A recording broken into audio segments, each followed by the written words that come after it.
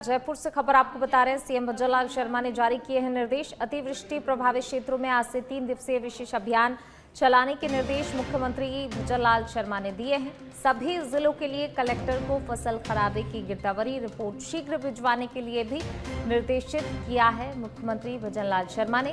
मुख्यमंत्री भजनलाल शर्मा ने जम्मू कश्मीर, हिमाचल प्रदेश, उत्तराखंड और राज्यों में अतिवृष्टि और प्राकृतिक आपदा से प्रभावित राजस्थान के नागरिकों को और आवश्यक दिशा निर्देश अधिकारियों को प्रदान किए। तो लगातार मुख्यमंत्री भजनलाल शर्मा निगरानी बनाए हुए हैं, मॉनिटरिंग लगातार उनके द्वारा की जा रही है। समय समय पर समीक्षा बैठक भी मुख्यमंत्री कर रहे हैं और राहत बचाव कार्यों को लेकर अधिकारियों से फीडबैक भी लेते हैं और समय समय पर दिशा निर्देश भी दिए जा रहे हैं मुख्यमंत्री की तरफ से। और एक बार फिर दिशा निर्देश दिए गए हैं अधिकारियों को कि किस तरीके से जो है राहत बचाव कार्यों को लेकर। और ज्यादा जानकारी के लिए हमारे पॉलिटिकल एडिटर लाल सिंह जी हमारे साथ जुड़ रहे हैं। लाल सिंह जी, लगातार जो है मुख्यमंत्री भजनलाल शर्मा अधिकारियों से फीडबैक ले रहे हैं, दिशा निर्देश भी दे रहे हैं। अब 3 दिवसीय अभियान भी चलाने के निर्देश यहां पर दिए गए हैं, क्या कुछ अपडेट? देखिए पूनम, लगातार प्रदेश में भारी बारिश का दौर जारी है। खासकर इस दौर में जो बारिश हुई है उससे करीब 1 दर्जन जिलों में कमोबेश बाढ़ जैसे हालात बन गए थे और इसको ध्यान में रखते हुए लगातार जिलों से सूचना मिल रही थी कि काफी नुकसान फसल को हुआ है। हालांकि मुख्यमंत्री भजनलाल शर्मा ने पहले ही अत्यधिक बारिश को देखते हुए राहत कार्य के तो निर्देश दे दिए थे, लेकिन अलर्ट जो कर दिया था, पूरा प्रशासन अलर्ट मोड पर था ताकि कहीं कोई बचाव किया जाए या कोई कहीं यात्री फंस गए हो उनको तो निकाला जाए। लेकिन चूंकि लगातार जो फसल खराबे की सूचना मिल रही थी, किसानों के कई दल भी लगातार ये सूचना भिजवा रहे थे, तो इसको ध्यान में रखते हुए मुख्यमंत्री भजनलाल शर्मा ने 3 दिन के यानी कि आज से एक विशेष अभियान केवल इसको लेकर चलेगा कि फसल से जहां भी कोई नुकसान हुआ है, किसानों का कितना नुकसान हुआ है, कितनी फसल चौपट हुआ है, कितनी और खेत में कितना नुकसान हुआ है, गिरदावरी की जो रिपोर्ट सौंपी जाती है पूरी रिपोर्ट तैयार की जाए। यानी प्रदेश भर में अब तक भारी बारिश से जो भी नुकसान किसानों को हुआ है, आमजन को हुआ है, चाहे उसे फसलों के नुकसान की बात हो, चाहे वो खेत खलिहान के नुकसान की बात हो, चाहे वो मकान गिरने की बात हो, ऐसे तमाम जो जल जनित या भारी पानी के कारण जो जनता को नुकसान हुआ है उसकी गिरदावरी की जाएगी। इसके साथ ही क्योंकि पुणे लगातार मौसम विभाग की चेतावनी है, आगे भी बारिश का दौर जारी रहेगा, सभी जो एजेंसी है उनको पुनः अलर्ट मोड पर रख दिया गया है। इसके साथ ही दर्शकों को एक और चीज साझा करेंगे कि कल जो अहम बैठक हुई थी उसमें 2-3 अभियान और चलाए जाएंगे जो भी जनता से जुड़े हुए हैं। खासकर 15 सितंबर से जो चलेगा 2 अक्टूबर तक शहर चलो अभियान, इसके बाद 18 अक्टूबर से शुरू होगा गाँव चलो अभियान और इसके बाद शुरू होगा 2 अक्टूबर से 15 अक्टूबर तक सहकार सदस्यता का अभियान चलेगा। तीनों अभियानों का मकसद है जनता की जो समस्या होती है, स्थानीय स्तर पर जो समस्या होती है उनको सुलझाया जाए। गांव चलो अभियान में चाहे गांव के रास्तों की बात हो, चाहे खेत, कई बार ऐसे समस्याएं सामने आती है तो बड़ा विकराल रूप धारण कर लेती है। किसी खेत पर जाने का रास्ता नहीं होता तो रास्ते बनाए जाएंगे। गांव में अगर रास्ते की दिक्कत है उनको अलग किया जाएगा, किसानों को कोई दिक्कत है वो दूर की जाएगी और यही शहरों में अभियान चलाया जाएगा।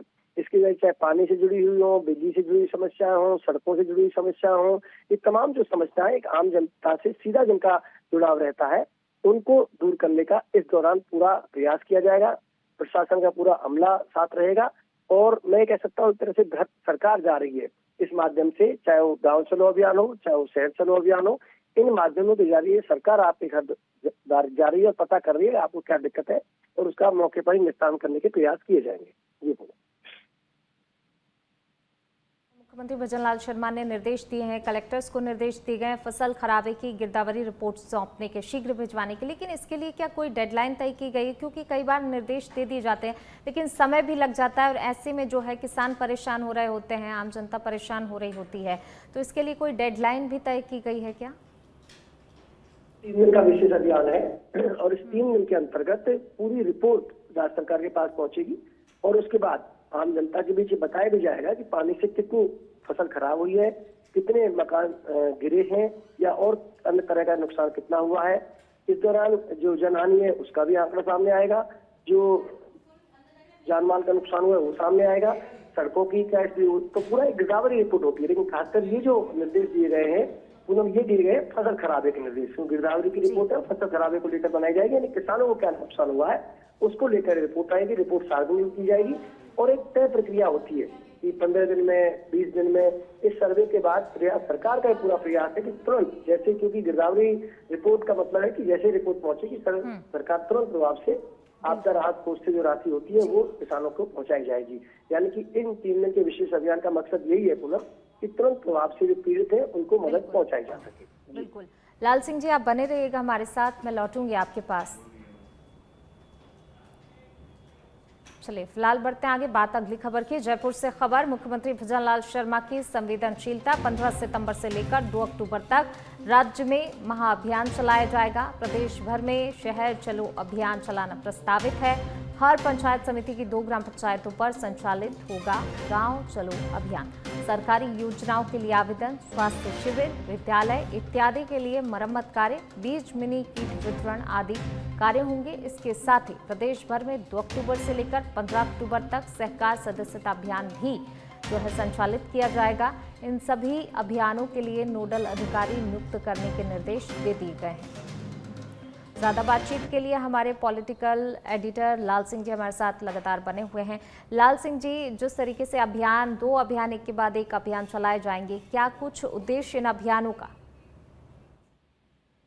देखिए पूनम, जो गांव चलो अभियान है वो काफी महत्वपूर्ण है, क्योंकि इस अभियान के जरिए हर ग्राम पंचायत पर 2 पंचायत स्तर पर कैंप आयोजित किए जाएंगे, जिसमें फोकस किया जाएगा चिकित्सा शिविरों पर। खासकर चूंकि इस समय जो मौसमी बीमारियां चल रही हैं उनको ध्यान में रखा जा रहा है, तो गांव में ही चिकित्सा शिविर लगाए जाएंगे, जांच की जाएगी। इसके साथ ही जो एक मिनी किट किसानों को दिया जाता है वो भी दिया जाएगा। और साथ ही क्योंकि हाल ही में स्कूलों का एक बड़ा मुद्दा आपने देखा होगा पूनम उठा था, जिसमें कई एक झालावाड़ में बड़ा हादसा हुआ था। इसके बाद लगातार ये तस्वीर सामने आ रही थी कि सर्वे कराया गया है कौन से स्कूल है जिनको जमींदोज कर दिया जाना चाहिए, यानी कि जो स्कूल जर्जर हो गए उनको बिल्कुल खत्म कर दो, बच्चों के लिए वैकल्पिक व्यवस्था की जाए ताकि इस तरह के हादसे और ना हो। ये एक रिपोर्ट लगातार तैयार की जा रही है और ये सरकार का दावा है कि आने वाले दिनों में कोई भी स्कूल प्रदेश में जर्जर नहीं रहेगा। इन अभियानों के जरिए प्रयास ये किया जाएगा कि जो स्कूलों में मरम्मत की जरूरत है, यानी कोई दीवार क्षतिग्रस्त है या कोई छत का छोटा हिस्सा क्षतिग्रस्त है या पानी की टंकी गिरी हुई है, तो ऐसे जो छोटे काम है उनको पुनः अपने स्तर पर करवाया जाएगा। इस अभियान का मकसद यही है। कई बार होता क्या है, आपने भी पहले कहा था, ठीक बात कही थी कि हम अभियान तो चला देते हैं लेकिन उसका एक टाइमलाइन तय नहीं कर पाते। अब मान लो स्कूल की टंकी खराब है, उसके लिए महीने तक आपको इंतजार करना पड़ रहा है, आप अलग अलग एजेंसियों को पत्र लिख रहे हैं, कई बार कक्षा कक्ष खराब है। तो ये जो सारे काम है, ये छोटे काम छोटे स्तर पर किए जा सकते हैं मरम्मत के स्कूलों में, वो इन्हीं अभियानों के दौरान किए जाएंगे। चिकित्सा शिविर लगाए जाएंगे, किसानों से संबंधित समस्या उनको भी दूर किया जाएगा, उनके लिए मिनी किट तैयार किया गया है बीज का, वो भी उनको वितरित किया जाएगा। शहरों के अभियान है, उनमें भी जो आमजन की समस्याएं हैं उनका निराकरण किया जाएगा, चाहे वो पानी संबंधित हो, बिजली संबंधित हो, कई बार सड़क के रास्तों पर अतिक्रमण के मामले सामने आते हैं, उनका भी तुरंत निस्तारण किया जाएगा।